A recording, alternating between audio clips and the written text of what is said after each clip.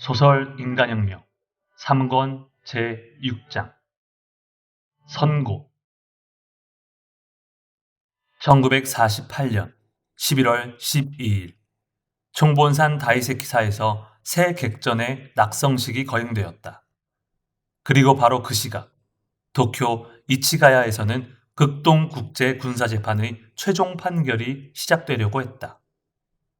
이치가야에 있는 군사법정은 예전에 육군사관학교 강당을 내부 수리한 것으로 전쟁 중에는 육군성과 참모본부가 있었다. 여러 가지로 논평되는 이 극동국제군사재판은 도대체 어떤 의미를 갖고 있었는가?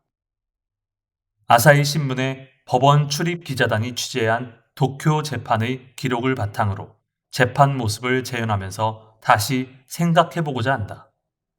종전 이듬해인 1946년 5월 3일 A급 전범용의자 28명에 대한 재판이 열렸다. 이후 검찰 측의 입증과 변호인 측의 입증이 끊임없이 이어졌는데 검찰 측의 최종 논고는 1948년 2월 11일, 변호인 측의 최종 변론은 3월 2일에 들어갔다. 그리고 모든 심리가 끝난 때는 4월 16일이다. 그리고 7개월 후인 11월 4일에 판결 공판을 맞이했다. 실로 2년 반에 걸친 재판이었다.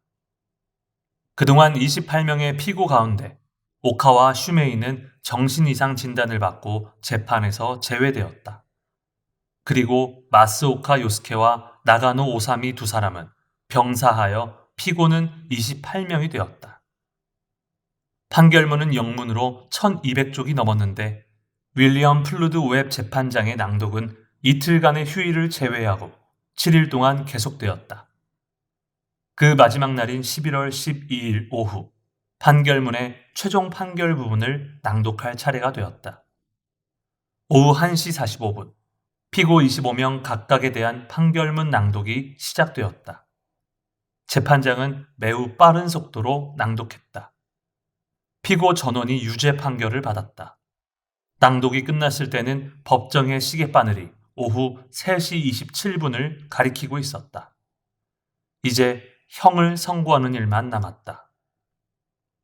15분간의 휴식 시간이 순식간에 지나갔다. 검사와 변호인이 착석했다. 정면의 판사석 뒤에는 전범을 소추한 11개국의 국기가 세워져 있다. 검은 법복을 입은 판사들이 입정하고 웹 재판장이 마지막에 모습을 나타내 착석했다. 형을 선고한다. 피고를 한 사람씩 알파벳 순으로 호출했다. 아라키 사다오가 피고석에 가장 먼저 섰다. 전 육군 대신이다. 아라키는 귀에 동시 통역용 이어폰을 꽂았다. 3시 55분 웹 재판장은 정면에 있는 피고석을 주시했다. 종신 금고형. 법정이 술렁거렸다. 법정 집행관은 탁상에 놓인 망치를 들고 탁자를 두드리며 주의를 촉구했다. 조용히! 라는 소리가 법정에 울렸다. 피고 아라키는 가볍게 인사하고 퇴장했다. 아라키 다음은 전 육군대장 도이하라 겐지다. 긴장했는지 이어폰을 꽂는데도 시간이 걸렸다. 교수형. 그도 인사한 다음 재빨리 퇴장했다. 그 뒤로 하시모토 긴고로, 하타 슌로쿠, 히라누마 기이치로에게 종신금고형이 선고되었다. 그 다음 피고 히로타 고키에게 교수형이 선언되자 법정 안은 순간 웅성거렸다. 외무대신을 지낸 바 있는 히로타 전 총리는 문관으로 군인으로서의 직함은 없었다. 히로타는 눈을 감은 채 담담한 자세로 선고를 듣다가 이어폰을 빼고 가족에게 이별을 고하려는 듯 2층 방청석을 바라보았다. 긴박한 분위기 속에서 한 사람씩 형을 선고받았다. 그들의 복장은 군복, 국민복, 신사복 등 각양각색이었다. 마지막으로 도조 히데키가 피고석에 섰다. 일찍이 대본영 육군부가 있던 이 건물에서 권력의 정점에 선 그는 전 국민을 호령했다. 그런데 그 장소에서 그는 지금 재판을 받고 있다. 그 모습은 인간의 운명이 얼마나 엄격하고 불가사의한지를 떠올리게 했다. 군복 차림의 그는 이어폰으로 교수형 선고를 듣고 방청석을 슬쩍 보고는 퇴정했다. 그 다음 병으로 결석한 가야 오키노리, 시라토리 도시오, 우메즈 요시지로 등 피고 3명에게 일괄적으로 종신형이 선고되었다. A급 전범 피고 25명에 대한 단죄가 끝났다. 이것으로 패정한다. 웹 재판장이 먼저 자리에서 일어서고 이어서 모든 판사가 퇴장했다. 어떤 방청인은 판결을 의외라고 생각하고 어떤 사람은 당연하다고 생각했다. 각자의 생각이 교차하며 방청석이 더 술렁였다. 교수형은 도조, 히로타, 도이하라, 이타가키, 기무라, 마스이, 무토 등 7명이다. 종신금고형은 기도, 히라누마, 가야, 시마다 등의 문무관 16명이고 도고 전 외무상에게는 금고 20년을, 시게미스 전 외무상에게는 금고 7년을 선고했다. 이 판결은 곧바로 전파를 타고 전 세계에 보도되었다. 독일 전범에 대한 뉘른베르크의 국제군사재판은 이미 종결되었다. 지금 전 세계 사람들은 극동국제군사재판이 종결되었음을 알고 사실상 제2차 세계대전의 마지막 막이 내리는 모습을 지켜보았다. 이 두 재판은 승전국이 법정을 구성하여 패전국의 전쟁 책임자를 심판한다는 세계 역사상 전례가 없는 재판이었다. 지금까지는 포로나 비전투원에 대한 학대나 학살 등이 있으면 국제법의 통념에 따라 그 직접적인 실행자나 그것을 명령한 사람에게 전쟁 범죄의 책임을 물어 재판을 한 적은 있다. 하지만 전쟁 책임자를 추궁하지는 않았다. 승전국은 패전국에게 배상금을 요구하거나 영토의 할양을 요구하고 전쟁 책임을 변상하도록 하는 것이 상례였다. 바꿔 말하면 국가 간의 전쟁에서 승자가 패자의 전쟁 책임을 개인의 책임으로서 추궁한 적은 없었다. 다만 예외적인 사례로서 제1차 세계대전 때 독일 황제가 전쟁 책임을 추궁당한 적이 있다. 1919년 6월 28일 베르사유에서 독일이 항복하는 강화조약이 연합국과 독일 간에 맺어졌다. 그때 연합국 측은 비렐름 2세 황제의 책임을 추궁하려고 특별재판소를 설치하려고 했다. 그러나 황제는 전쟁이 끝나기 직전에 네덜란드로 망명했다. 네덜란드가 황제의 신병 인계를 거부해 재판은 결국 열리지 않았다. 그런데 제2차 세계대전을 거치면서 전쟁 범죄의 개념이 크게 전환되었다. 패전국의 지도자들은 승전국의 재판을 받아 개인으로서 전쟁 책임을 규탄받고 처벌받았다. 그 첫걸음으로서 나치스 지도자들은 뉘른베르크 재판으로 단죄받았다.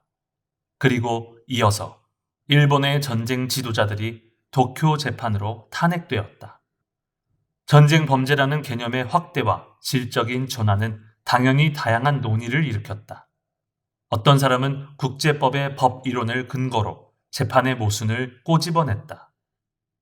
또 어떤 사람은 인도적인 관점에서 재판의 결과를 반대했다. 그러나 복수라는 본능적인 집념에서 이 재판을 타당하다고 주장하는 사람도 있었다. 또 전쟁 근절을 염원하고 평화를 위한 대책이라는 논점에서 이런 재판도 어쩔 수 없다고 생각하는 사람도 있었다. 각자의 처지에서 여러 가지 찬반 양론이 터져나왔다. 극동국제군사재판이 20세기의 최대 관심사 중 하나였음은 의심할 여지가 없다. 구미 각국의 논조는 이 단죄를 지당한 선고라고 보았다. 그러나 판사 11명 모두 의견이 일치한 것은 아니었다.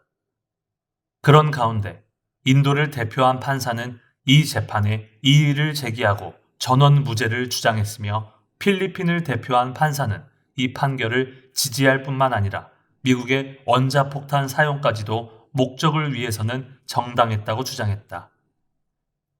이 두 판사는 재판을 둘러싼 갖가지 의견의 양극단에 서 있었다. 그러나 가장 심한 충격을 받은 것은 일본의 민중이었을 것이다.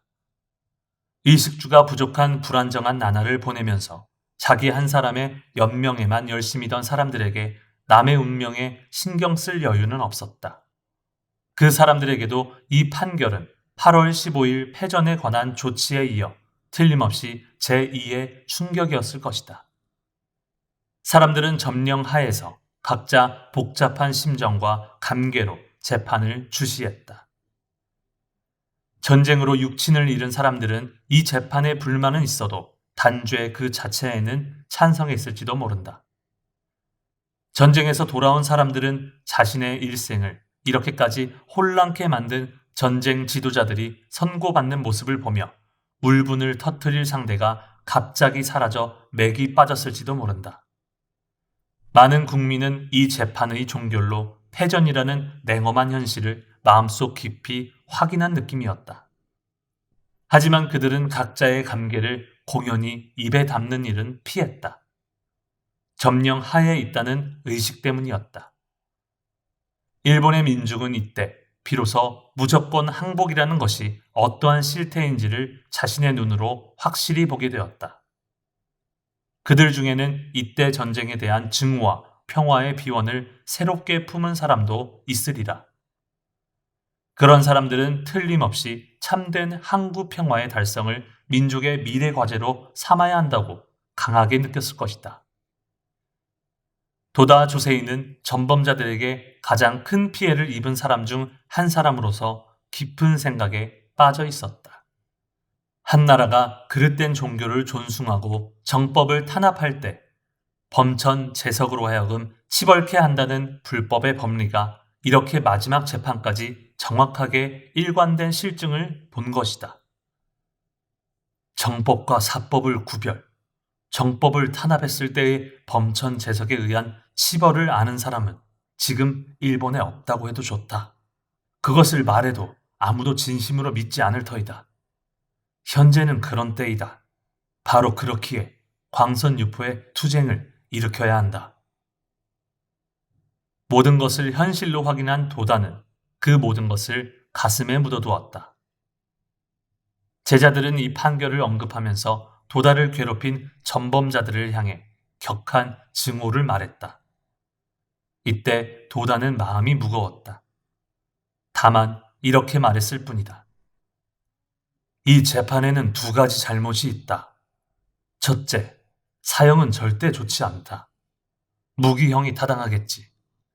또 하나는 원자폭탄을 떨어뜨린 자도 똑같은 죄로 해야 한다. 왜냐하면 사람이 사람을 죽이는 사형은 불법에서 보면 결코 용서할 수 없기 때문이다. 또한 원폭 사용을 어떤 이유에서건 그것은 악마의 소행이다. 전쟁에 이기든 지든 인류의 이름으로 그 악마의 손톱을 뽑아내야만 한다. 전범으로서 똑같은 죄로 원폭 사용자를 처벌해야 한다. 재판 중에 원폭 투하 문제를 언급한 사람은 우메즈를 담당한 변호인 단 한 사람뿐이었다. 그는 미국의 벤 브루스 블레니커라는 변호인이다.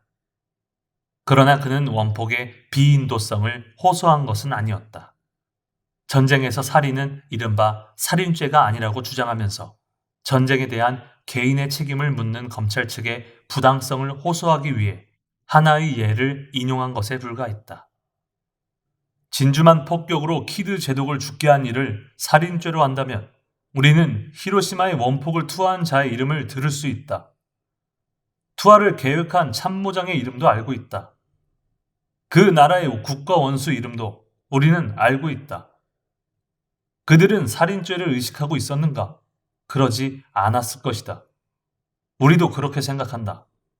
그것은 그들의 전투 행위가 정의이고 적의 행위는 정의가 아니기 때문이 아니다. 전쟁 자체가 범죄가 아니기 때문이다. 이것은 승자가 저지른 살인은 합법이 되고 패자가 저지른 살인은 범죄가 된다는 법은 어디에 있느냐는 의미의 실문이고 항의이다. 결국 국가의 행위인 전쟁에서의 살인은 살인죄에 해당하지 않으므로 국가기관으로서 전쟁을 지휘한 개인의 행위를 범죄로 간주할 수 없다. 그러므로 전쟁 재판에서 개인에게 책임을 추궁하는 일은 국제법상으로 부당하다는 것이다. 이것은 도쿄 재판이 전쟁 범죄 속에 평화에 대한 죄를 추가함으로써 생긴 문제였다.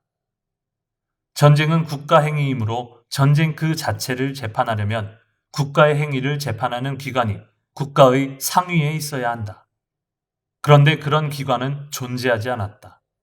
그러므로 종래의 전쟁은 범죄가 되지 않았다. 그러나 도쿄 재판은 전쟁을 심판하기 위해 전쟁을 계획하고 준비하고 실행한 죄의 책임을 개인에게 추궁했다. 전쟁이 악이라는 사실은 누구나 인정하는 점이다. 그러므로 전쟁을 지도한 사람도 악이라고 할 수 있다. 그러나 그것을 죄로서 벌하려면 법이 필요하다. 그러한 국제법은 이 당시에 확립되어 있지 않았다. 이 점에 착안한 변호인 측은 도쿄 재판의 법정에서 전쟁을 개인의 책임으로서 재판할 권리가 있느냐 없느냐, 이른바 관할권 문제를 격렬히 추궁했다. 그리고 이 문제의 바탕에 깔려있는 승자가 패자를 재판할 경우 공평한 재판이라는 것이 도대체 있을 수 있는가라는 의문은 사람들 가슴속에서 맴돌며 끝까지 떠나지 않았다. 연합국은 특별히 엄정하고 정의로운 재판을 시도하려고 했다. 하지만 그렇다면 전쟁 후에 설립된 국제사법재판소나 또는 중립국이 재판의 중요한 역할을 해야 한다. 그런데 미국을 주체로 하는 승전국 11개국의 판사가 재판하는 방식이었다. 이것은 표면상의 모습과는 다른 본심을 나타낸 것이라고 할 수 있다.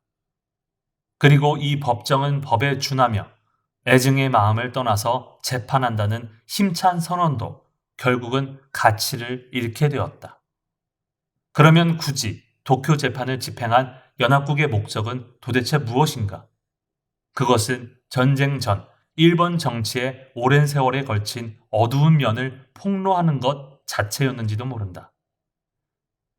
신격화된 천황, 신화적인 국채, 신병의 집단이 된 군부의 포악함, 무모한 국가 경영의 실태, 그리고 이것들이 앞잡이가 된 이전의 권력자와 지도자의 권위, 권력을 박탈하는 모습을 보여줌으로써 눈이 가려진 채 끌려온 국민을 눈뜨게 하려고 했다. 그 때문에 구미의 민주주의적이고 공정한 재판의 모델로서 법정을 공개하여 일본 국민에게 사상적인 충격을 주려고 한 것이 아니겠는가. 이 충격요법은 상당히 성공했다고 할 수 있다. 그러나 재판의 공정성 측면에서는 커다란 의문을 남겼다고 할 수 있다.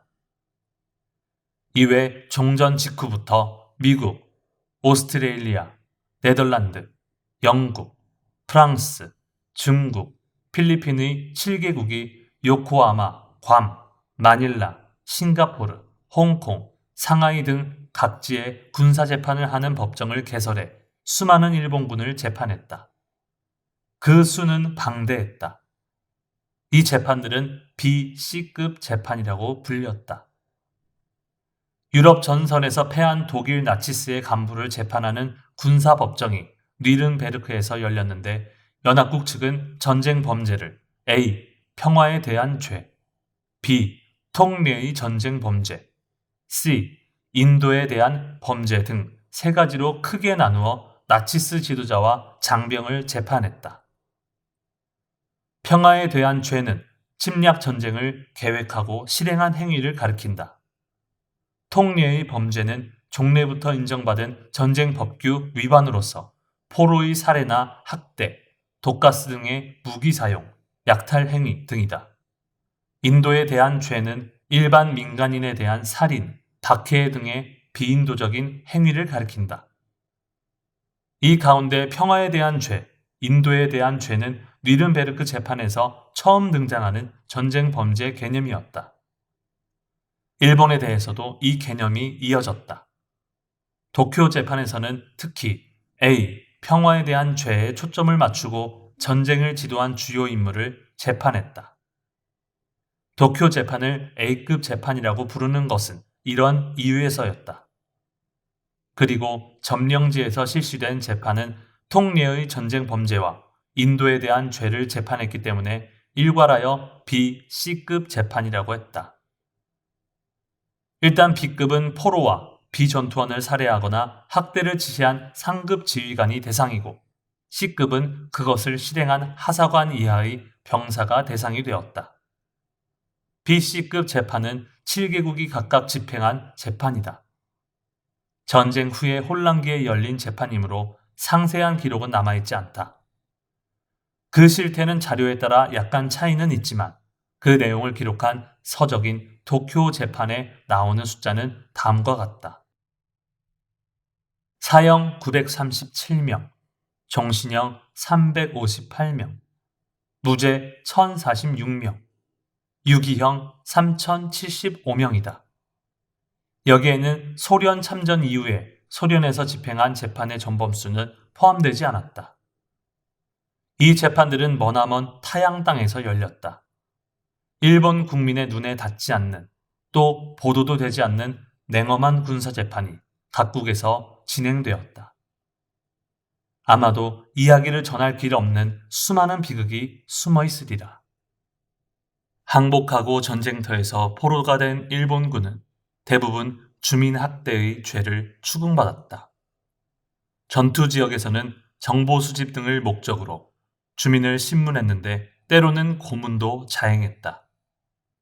또한 현지에서의 식량 조달도 있었지만 때로는 약탈에 가까운 강제적인 방법도 사용했다. 당연히 현지 주민의 증오와 원한이 뿌리 깊게 남아 재판할 때 강한 보복심이 되어 불타올랐다. 그래서 그러한 현지 주민의 호소만 있으면 학대 행위를 한 본인인지 아닌지의 증거 확인도 없이 또 변호해줄 변호인도 없이 처형당한 일본군도 적지 않았다. 재판을 하는 군사법정도 적군이던 일본군에 대한 적개심을 극복했다고는 할 수 없을 것이다. 오히려 주민의 의향에 따라 판결을 서둘렀으리라 생각된다. 이국당의 법정에 선 일본군에게 의처가 되어야 할 고국은 연합국의 점령하에 있어 아무런 권한도 없었다.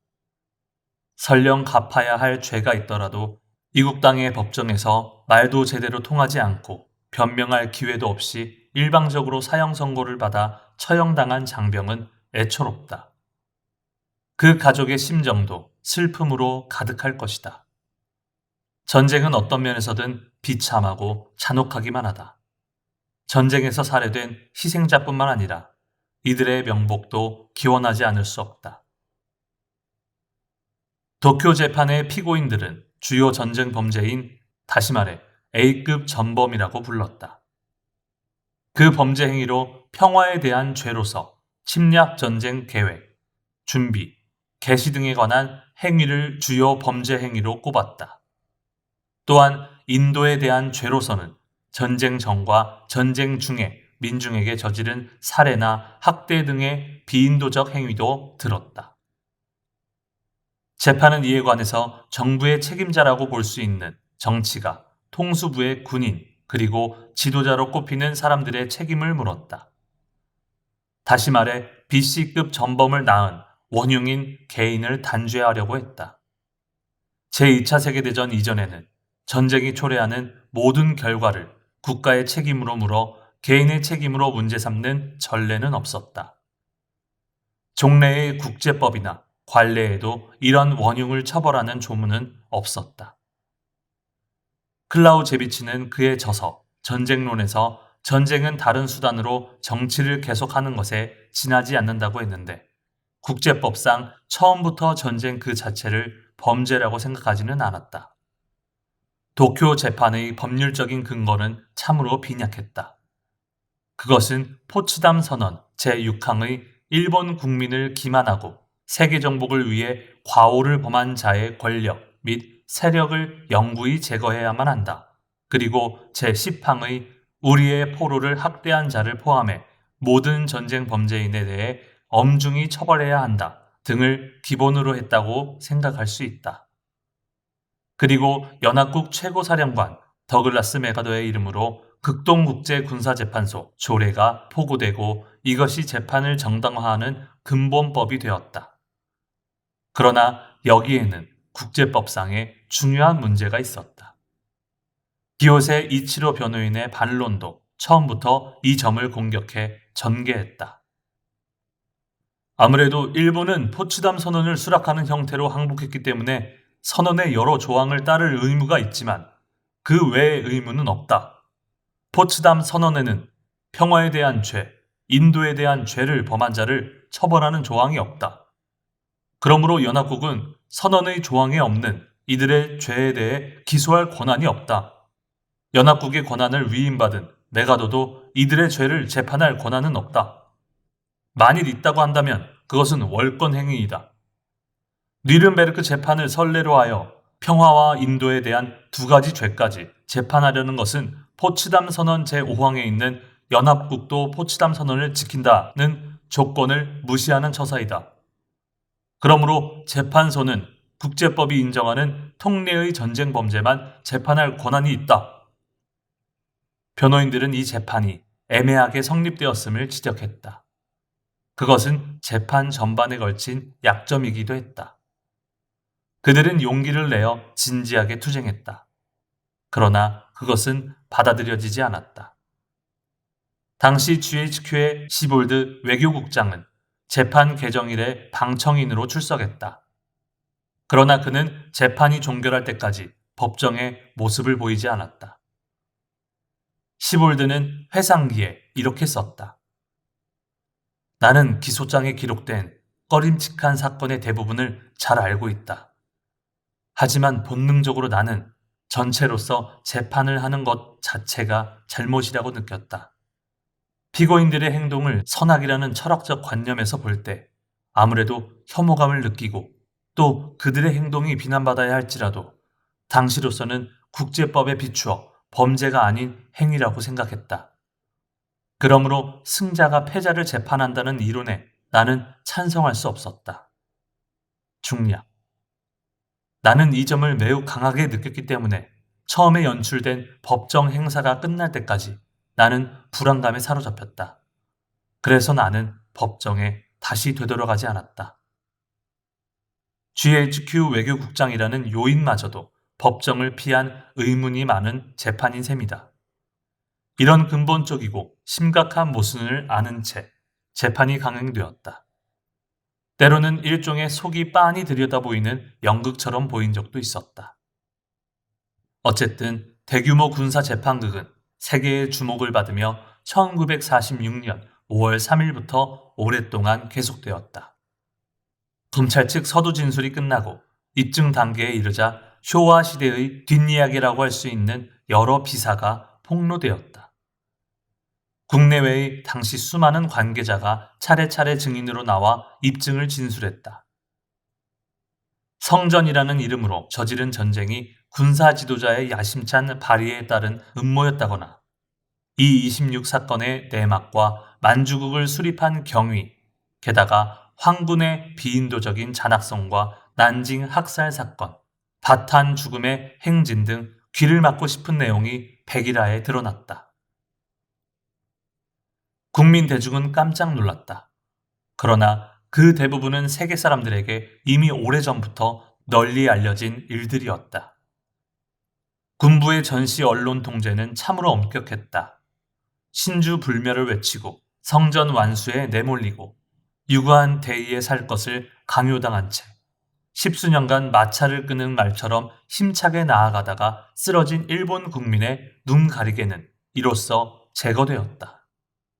1937년 12월에 일어난 난징 학살 사건은 그 내용에 여러 가지 설이 있어 실태가 명확하지 않지만 상당히 잔악한 행위였음에 확실하다.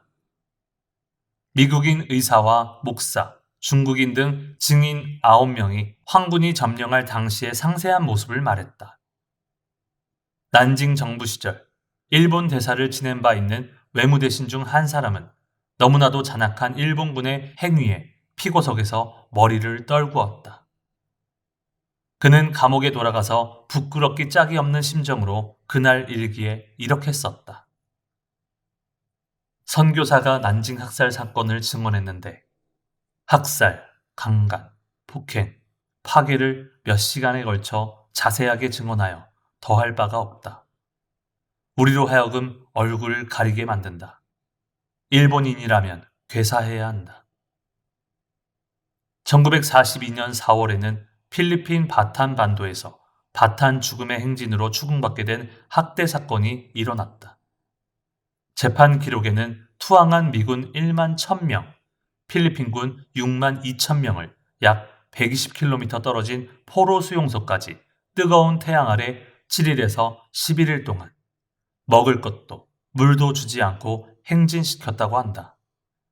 쇠약해진 포로들은 차례로 쓰러졌다. 그리고 수용소에서 죽은 포로까지 합해 약 3만 명의 희생자가 나왔다고 한다. 살아남은 증인들은 일본군의 만행, 고문, 학대에 대해 차마 듣지 못할 사실을 이야기했다.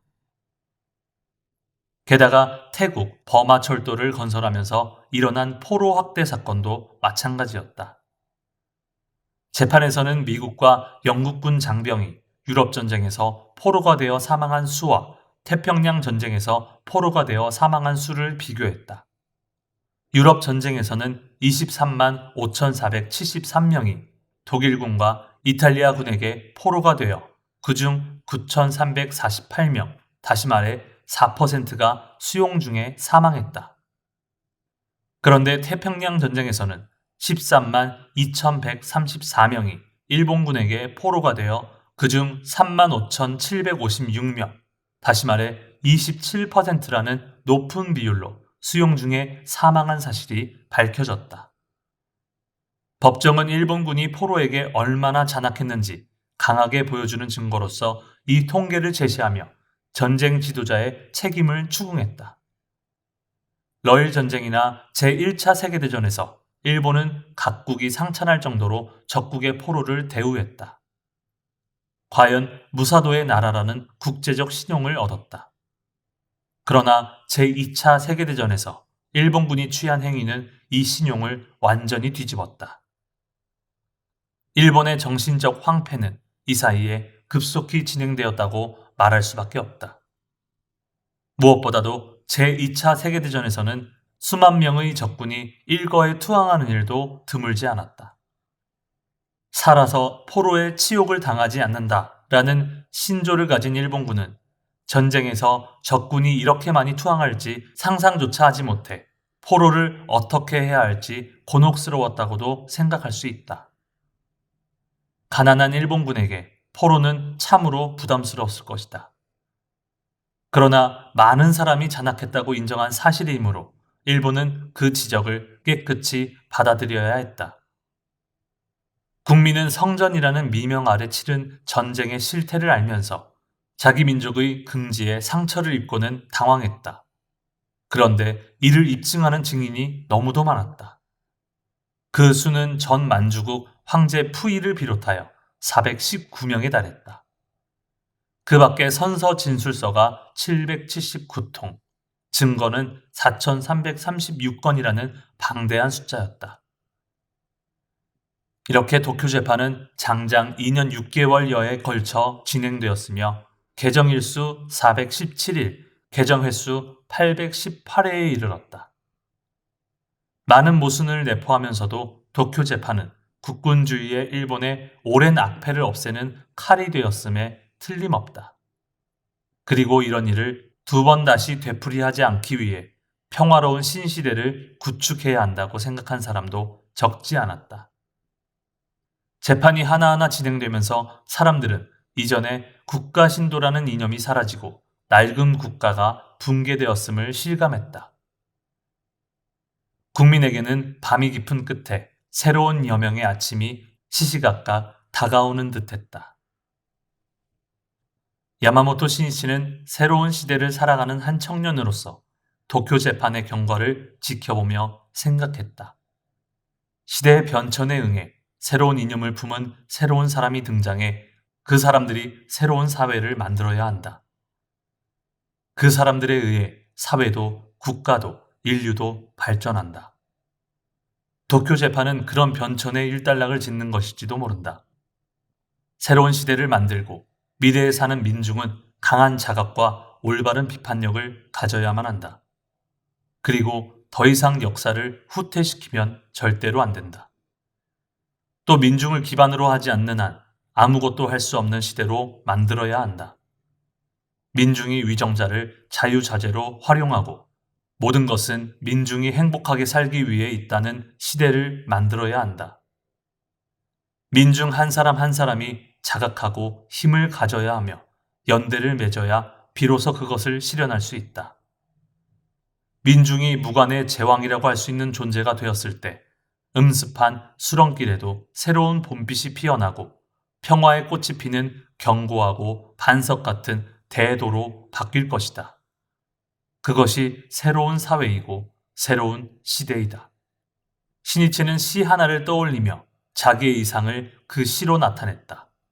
그것은 신천지를 구축하는 생기발랄한 민주주의의 정신을 노래한 휘트먼의 시 한 구절이다.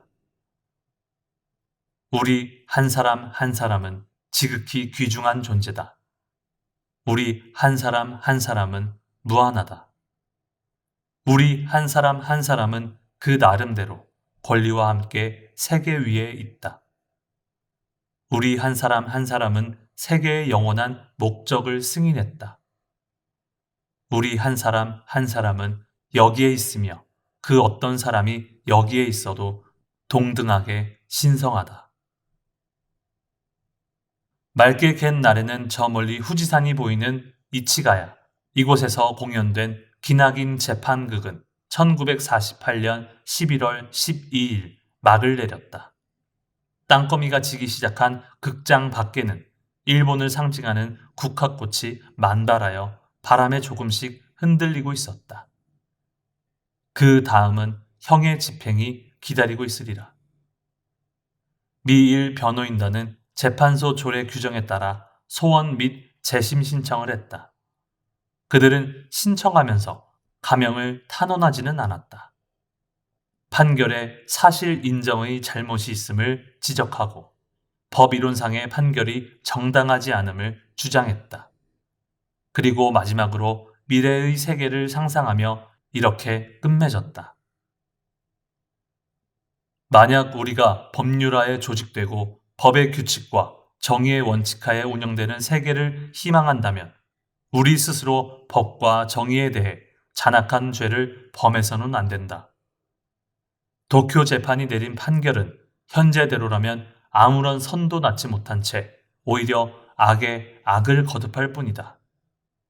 이 소수 재판관들의 행위로 인해 여러 나라가 상실할 권위의 대부분은 그 무엇도 두려워하지 않는 경세의 행위로만 구할 수 있다. 우리는 그 행위를 요청한다. 변호인단은 메가더 최고사령관에게 용단을 촉구했다. 그러나 총사령부는 각국 사절단의 의견을 요청하고 11월 24일에 재심 신청을 기각한다고 특별 발표했다. 그리고 제8 군사령관에게 형을 집행하라고 명했다. 7명에 대한 처형은 곧바로 진행되는 듯했다. 그러나 일부 미국 변호인이 미 연방대법원에 신변 보호를 신청했다. 그 내용은 다음과 같다. 도쿄 국제법정은 무엇보다도 미국 시민인 메가더 원수가 설치한 것이다. 메가더 원수는 미 행정부의 명령에 따라 설치되었는데 미 입법부는 이와 같은 신기한 재판소를 설치하라고 해외 파견 사령관에게 위임한 일이 없다. 이것은 명백히 헌법 위반이다. 그러므로 그 피고인들에게 신변 보호 명령의 절차를 거치도록 해야 한다. 이렇게 해서 워싱턴의 연방 대법원은 12월 16일 관련된 미국 변호인 4명을 출석시켜 구두 변론에 들어갔다. 그리고 나흘 뒤인 20일 이러한 소원 수리의 관할권은 미 연방 대법원에 없다며 기각을 선고했다. 요컨대 도쿄 군사법정은 연합국 기관으로 미국 법정은 그 판결을 심사하고 확인하거나 취소할 권한이 없다는 것이 그 이유였다. 최종적인 결론이 이렇게 확정된 셈이다. 12월 23일 자정부터 20분 동안 사형수 7명이 스가모 구치소의 처형대로 올라가는 13계단을 밟았다. 집행은 비공개였다. 그리고 메가더의 지명으로 대1이사회 4개국의 대표가 입회인이 되었다. 일본인은 오직 한 사람, 하나야마 교화사가 그들의 마지막 모습을 배웅했다. 그러나 법정을 계속 피한 시볼드 외교국장은 이날 대1이사회 미국 대표로서 입회인이 되어야 했다. 얄궂은 운명이라고도 할 수 있다. 이미 오래전에 지나가 버린 도쿄 재판이다. 그런데 왜 이렇게 길게 기록했느냐 하면 그 이유는 다름이 아니다.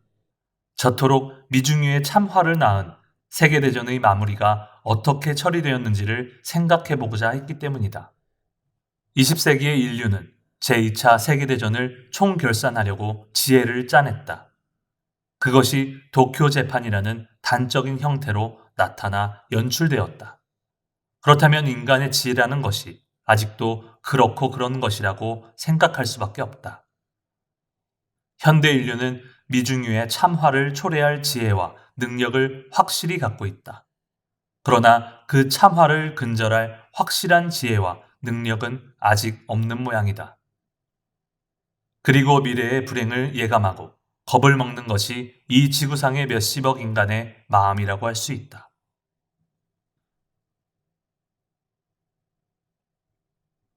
인간의 지혜를 모두 짜내 보여준 이 도쿄 재판이라는 졸렬한 하나의 결산서를 자세히 살펴볼 때 펀에도 끝이 없는 혼란스러운 수많은 문제가 미래에도 소용돌이 치리라는 사실을 알 수 있으리라. 정의는 복수로 쉽게 바뀌고 공정해야 할 힘도 금세 위압이 된다. 반항은 비굴로 바뀌고 의협심은 때에 따라서는 우월감이 되고 승리는 잔악이 된다. 그런 변전 속에서 수백만 명의 젊은이가 살해되고 수천만 명의 이재민이 발생했다. 이런 인간 활동의 결산서를 작성하려고 문명의 이름 아래 졸렬한 재판을 했다고 할 수 있다. 도다 조세이가 도쿄 재판에 대해 무기징역이 타당하다, 또 원폭을 투하한 자도 같은 죄로 취급해야 한다고 말한 것은 결코 그럴듯한 법 이론이나 인간의 양심 등의 근거를 둔 것이 아니다. 그것은 참된 생명 존엄을 감싸고 있는 불법 철학에서 나온 말이었다. 어떤 이유에서든 사람이 사람을 죽이는 것은 불법의 도리가 아니다. 도다가 말한 이 구체적인 제창은 우리 신변 가장 가까이에서 실행할 수 있는 일이다. 그렇지만 그것을 실현하려면 생명을 위협하는 마와 맞서 싸우는 투쟁에 만반의 준비가 필요하다. 도다는 이 사실을 자각하고 있었다. 도다는 이 제창을 전 세계로 힘차게 외치는 일이야말로 자신의 사명이라고 깊이 결의했다. 도쿄 재판 판결에서 11개국의 대표 판사가 의견이 같은 것은 결코 아니었다. 어느 피고를 사형에 처하고 어느 피고를 무기형 또는 유기형으로 하느냐는 다수결로 결정했다. 또 판결 이외에 판사 5명이 개별적인 의견을 내놓았다. 이 소수 의견 가운데 네덜란드, 프랑스, 인도 이렇게 3개국의 판사는 판결을 비판하는 의견서를 내놓았다. 이 밖에 필리핀의 대표 판사와 오스트레일리아 대표인 웹 재판장은 단독 의견을 보충해 제출했다. 변호인단은 소수 의견을 법정에서 낭독해달라고 요청했지만 기각되었다. 훗날 변호인과 기자단이 이 소수 의견서를 보고 나서야 그 내용에 놀랐다. 그 중에서도 인도 대표인 라파 비노드 팔 판사는 영문으로 1275쪽에 이르는 반대 의견서를 내놓았다. 판결문보다 수십 쪽이나 더 많았을 뿐만 아니라 그 내용으로서도 국제법 학자로서의 높은 식견이 나타나 있었다. 재판소가 소수 의견서 낭독을 기각한 이유는 점령 하의 영향을 고려한 것에 지나지 않는다고 생각된다. 변칙이라고 할 수 있는 이 재판은 결국 마지막까지 변칙으로 끝을 맺었다. 직접 판결을 내린 재판장 자신이 어떤 불만을 품었는지 미묘한 단독 의견서를 쓸 수밖에 없던 사실만으로도 알 수 있다. 웹 재판장이 낸 의견서는 다수파 판결에 결론적으로 동의하지만 이렇게 하게 된 자기의 개인의 생각을 변명하는 듯한 기묘한 내용이었다.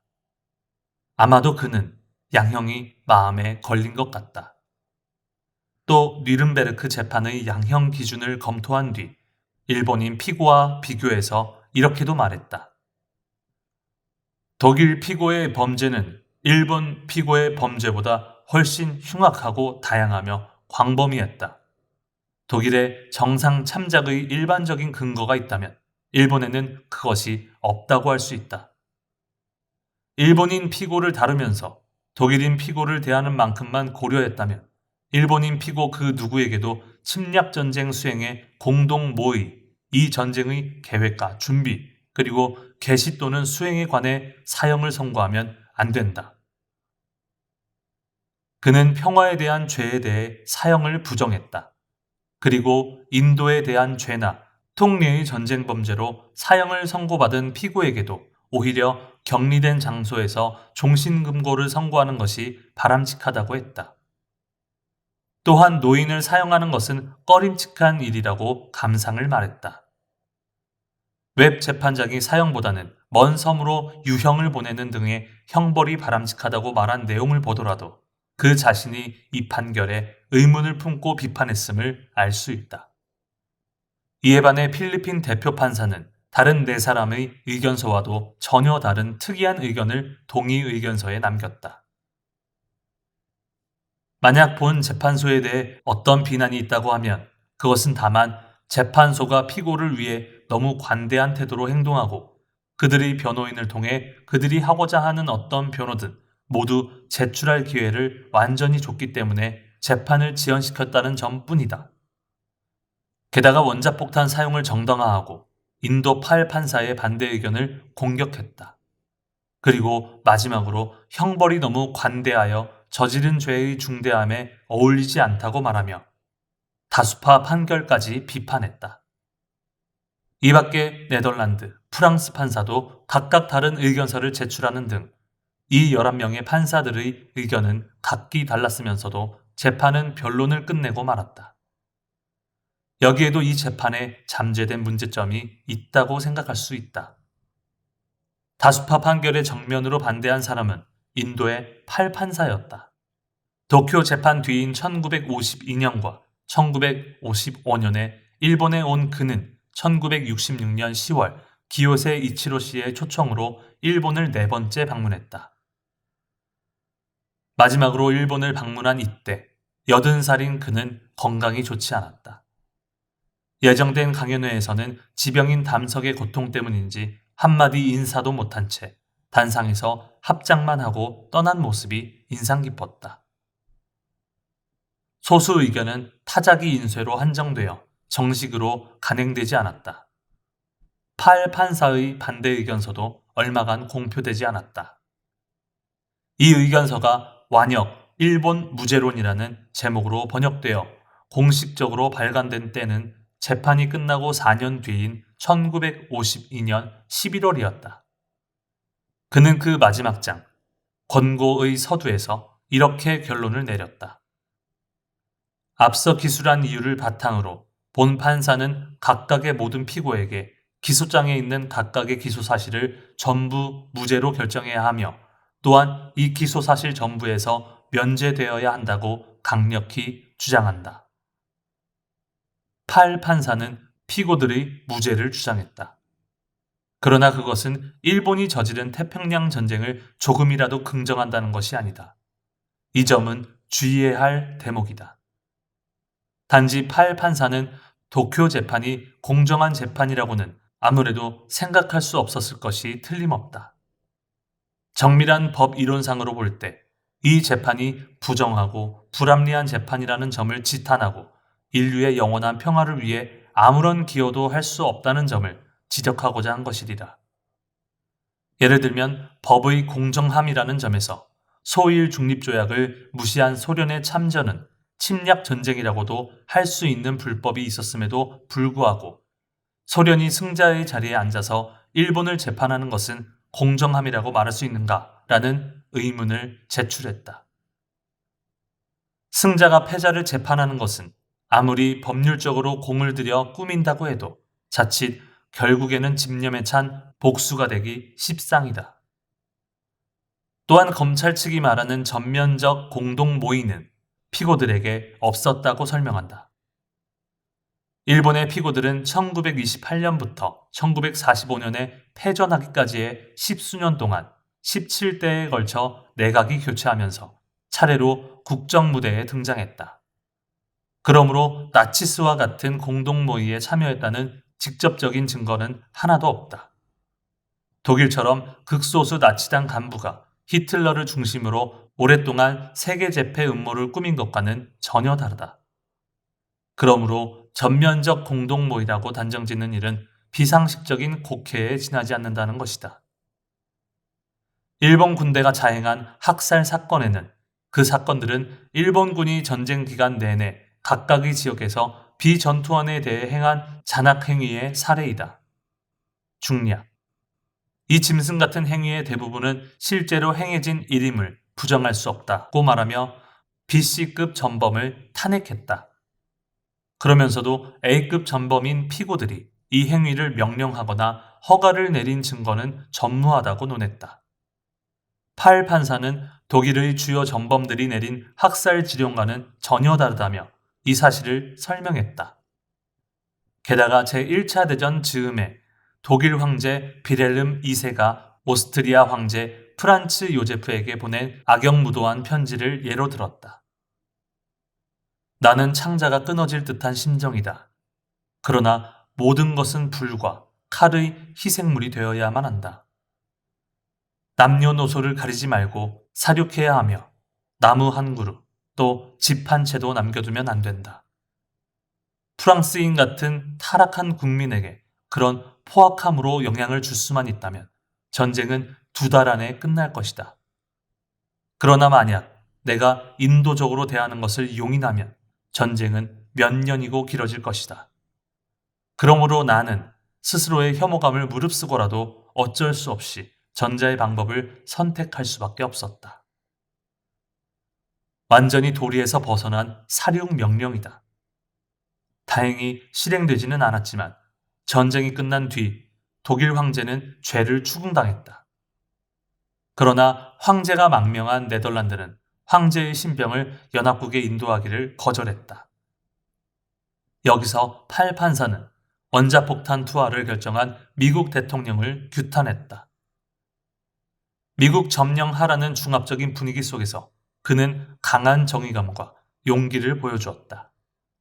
그 모습은 원폭 투하라는 악마적인 행위에 분노를 폭발시키는 듯 했다.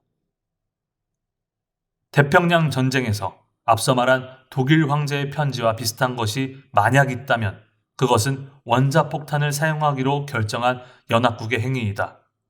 이 비참한 결정에 대한 판결은 후세가 내릴 것이다. 그리고 팔 판사는 법적 근거를 바탕으로 이런 결론에 도달했다. 만일 아직까지 전쟁에서 비전투원의 생명과 재산을 무차별 파괴하는 일이 위법이라고 한다면 태평양 전쟁에서 원자폭탄을 사용한다는 이 결정이 제1차 세계대전 때 독일 황제가 내린 지령 및 제2차 세계대전 때 나치스 지도자들이 내린 지령과 유일하게 비슷한 것이라는 사실만으로도 본 판사의 현재 목적을 위해서는 충분하다.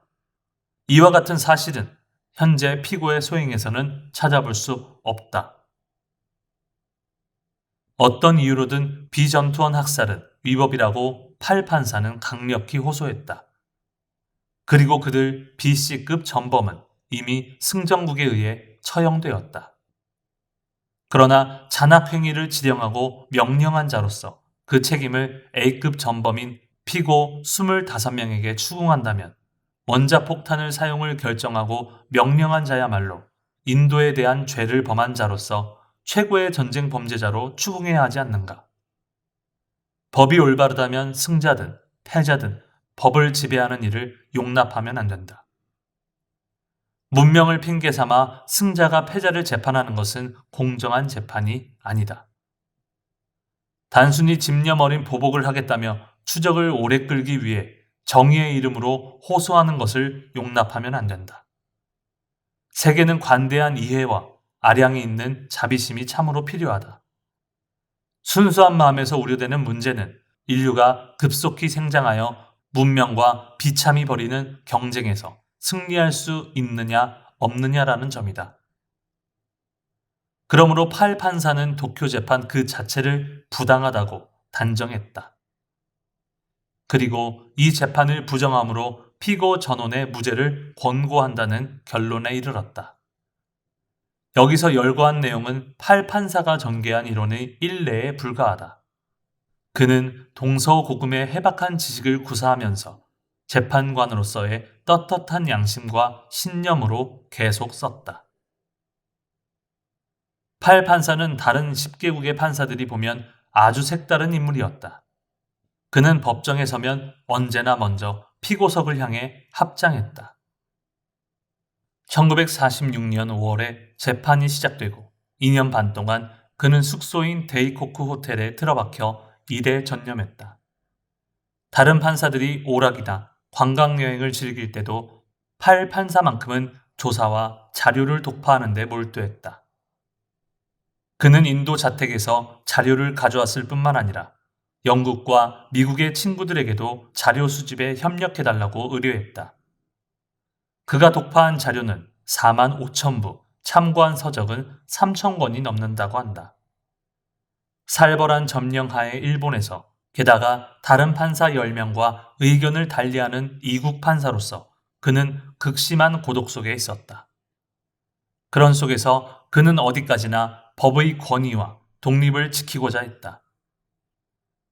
탁월한 법 이론으로 또 역사에 대한 깊은 조예로 그는 그리고 법에 의한 진정한 세계 평화를 기념하는 법학자로서 온갖 정성을 다해 25만 단어에 가까운 역사적 의견서를 꾸준히 썼다.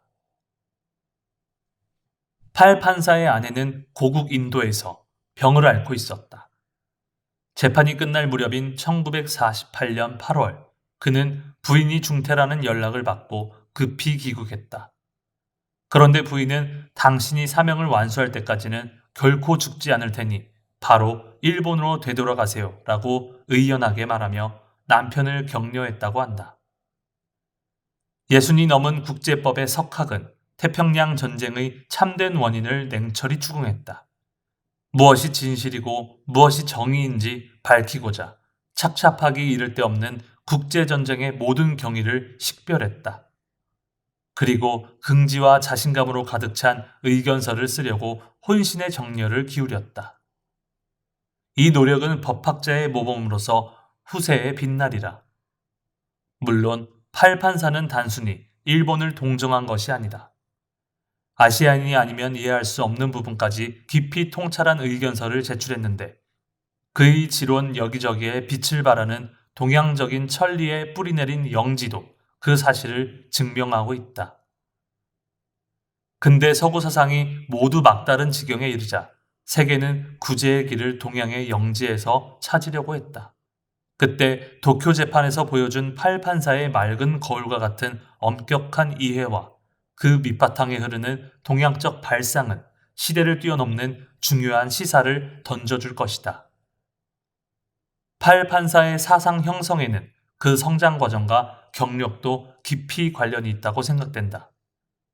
그는 인도의 벵골 지방에서 1886년 매우 가난한 집안의 장남으로 태어났다. 학교에서는 뛰어나게 우수한 성적을 보였다. 그리고 고학을 거듭해 캘커타 대학교에 입학했다. 캘커타 대학교에서 수학 석사를 취득한 뒤 법률을 공부했다. 그것은 어머니의 권유 때문이라고 전해지는데 그는 1920년에 법학 학위를 취득했다. 그리고 1923년에 캘커타 대학교 교수가 되고 1925년에는 최고의 영예라고 일컫는 타고르 기념 법학 교수로 선출되어 강연을 했다. 그 뒤 캘커타 고등법원 판사를 거쳐 1944년에는 캘커타 대학교 부총장이 되었다. 도쿄 재판의 판사로 취임하기 전까지는 캘커타 대학교 부총장이었다. 그는 도쿄 재판이 끝난 뒤인 1952년부터는 유엔의 국제법위원회 위원이 되어 세계 법을 통한 세계 평화를 실현하고자 침착하게 계속 노력했다. 1966년 2월 80살의 팔 박사는 캘커타 대학교 집회에서 젊은 졸업생들에게 다정하고 친절하게 말했다. 격동하는 세계의 현상은 새로운 사고방법을 요구한다. 이 새로운 사고방법은 그저 옛 사고방법을 따라 나아가는 것이 아니다. 또 과학적 기술의 방향도 정치적 목적의 방향도 의미하지는 않는다. 만일 인류 자체의 존재가 문제라면 그에 대한 회답은 인간의 에센스에서 찾아야 한다. 여러분, 사려 없는 생기에 사로잡히지 않도록, 그리고 초절의 실제가 언제나 여러분의 인생의 지침이기를. 이것이 팔 박사가 생애의 깊은 지식과 사유 끝에 청년들에게 준 지침이었다. 그는 당시의 세계 위기의 즈음에 새로운 사고의 필요성을 말했다.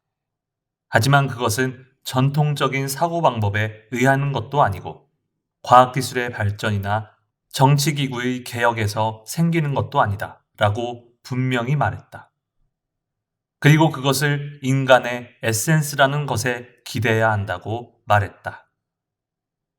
그는 초절의 실제라는 추상적인 단어를 써서 그것을 인생의 지침으로 삼아야 한다며 끝맺었다. 그런데 영지의 최고봉에 달한 그의 사상도 그 초절의 실제에 관한 명확한 영상을 청년들에게 줄 수 없었다. 팔 판사는 한없는 선의나 정의감의 근원을 거기에 두려고 했는지도 모른다. 또 그가 여러 기회를 통해 말한 동양의 종교적 신념을 시사하고자 했는지도 모른다. 어쨌든 팔 박사가 인간의 내면에 새로운 사고방법의 기반을 요구한 것은 확실한 것이다. 그러나 거기에는 참으로 유감스럽지만 어떤 한계가 있다고 생각된다. 유네스코 헌장 서두에도 이렇게 써 있다. 전쟁은 인간의 마음속에서 생기는 것이므로 평화의 방벽을 세워야 할 곳도 인간의 마음속이다. 전쟁의 비참함을 근절하려면 먼저 인간의 마음속에서 평화의 방벽을 건설하는 일이 선결 과제라고 말한다. 확실히 그렇다. 그러나 현실은 이 헌장을 세계 각지에서 뒤엎어버렸다. 그렇다면 전쟁을 퇴치하는 것보다 전쟁 그 자체를 일으키는 인간의 추악한 마음을 퇴치하는 편이 훨씬 어렵다는 것을 이 헌장은 암묵리에 분명히 나타내고 있다고 할 수 있다. 이렇게 보면 인간은 먼저 이해할 수 없고 힘에 부치는 불가사의한 마음에 대해 더욱 깊이 인식할 필요가 있다. 마음이란 무엇인가? 이 큰 문제에 대해 아직 인류는 명확한 실상을 밝히지 못하고 있다. 마음은 시시각각 다양하게 변화한다. 이것은 누구나 경험적으로 알고 있다. 희로애락의 감정, 욕망과 충동. 그러나 그것만이 마음의 전부가 아니다. 마음의 작용에는 사고나 이성이라는 생각하는 힘도 있다. 또한 작고 천한 마음도 있는가 하면 크고 깊은 마음도 있다. 타인에 대한 따뜻한 마음도, 차가운 마음도 있다. 남을 희생시켜서라도 자기 욕망을 만족시키려는 이기심이 있는가 하면 자신을 희생해서라도 남에게 최선을 다하는 이타심도 있다. 니치렌 대성인은 이런 마음의 불가사의한 상태를 이렇게 말씀하셨다. 일어나는 바의 일념의 마음을 찾아보면 있다고 말하려 하면 색도 질도 없고 또한 없다고 말하려 하면 갖가지로 마음이 일어나니 유라고 생각할 수도 없고 무라고 생각할 수도 없느니라. 어서 384쪽. 다시 말해 순간순간에 일어나는 일념의 마음은 색과 질, 요컨대 있다고 말하기 위한 물질 그 자체를 추려낼 수는 없다. 그러나 없다고 말하려고 해도 현실적으로는 여러 가지로 마음이 일어난다. 마음은 있다고 생각해야 하는 것도 아니고 없다고 생각해야 하는 것도 아니다. 그러면 이 마음을 현대의 과학이나 심리학은 어떻게 파악하고 있는가? 대뇌 생리학으로는 대표되는 관점은 마음의 작용은 뇌 속에 있다고 하는 것이다. 뇌의 어느 부분이 어떻게 움직이고 어떻게 서로 작용하는지를 뇌 속의 신경 전달 물질이나 신경세포를 연구하여 과학적으로 해명하려는 방법도 있다. 이것은 물질적인 측면에서 마음의 상태나 변화를 파악하려는 관점이다.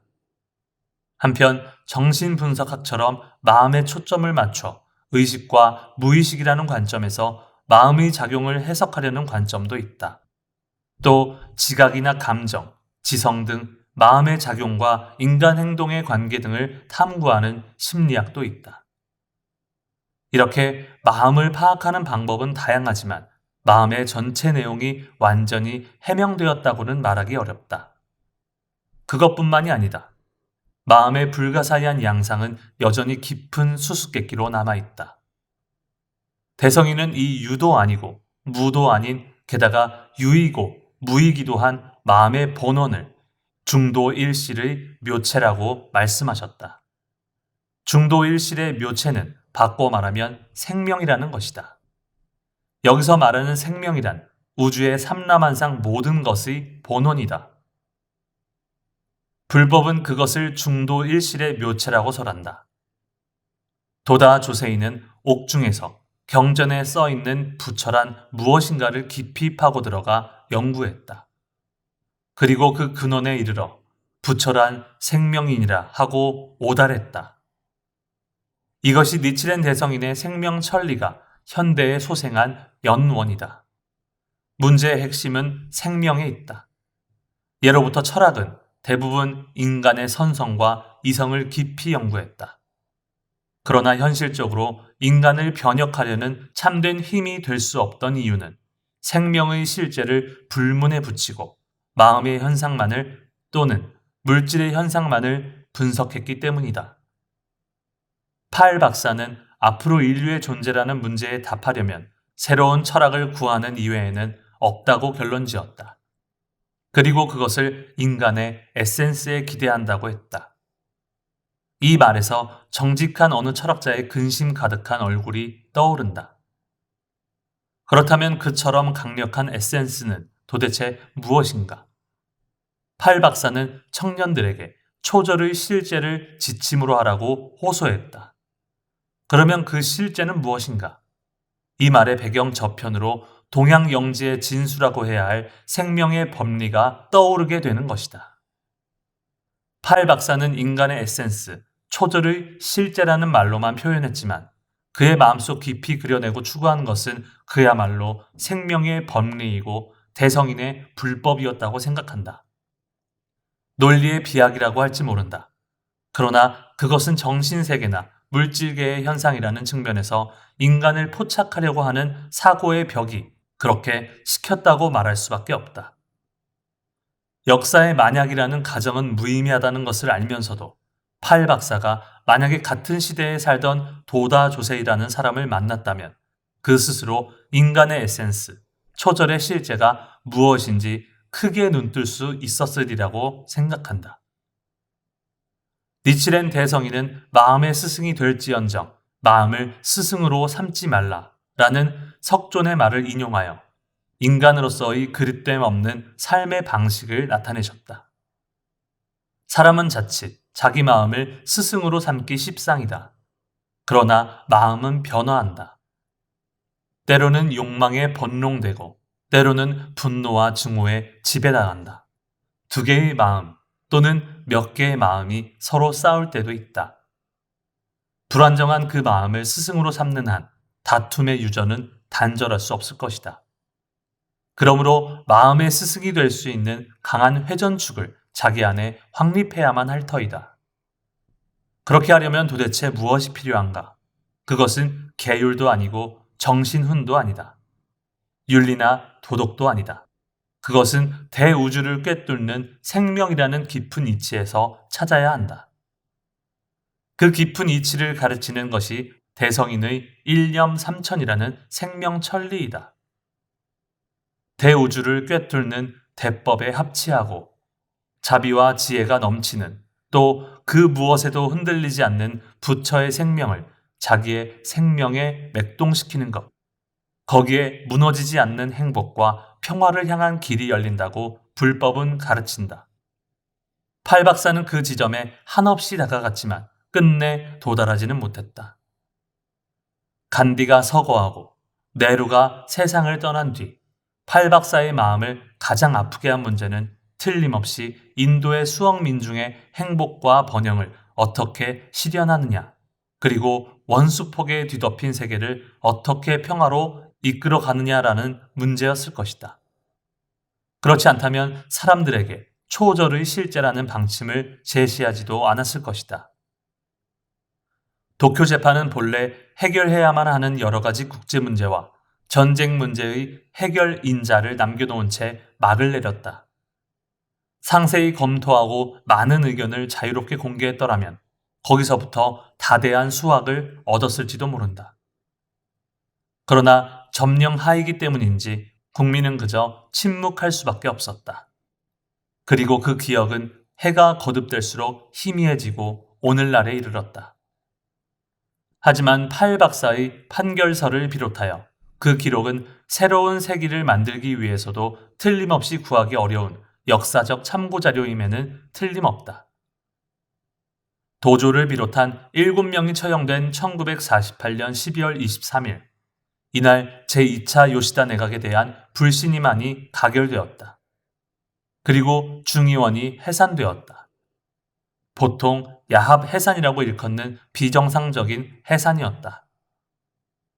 그해 3월 10일 민주, 사회, 국민협동 등 3당으로 아시다 연립 내각이 발족했다.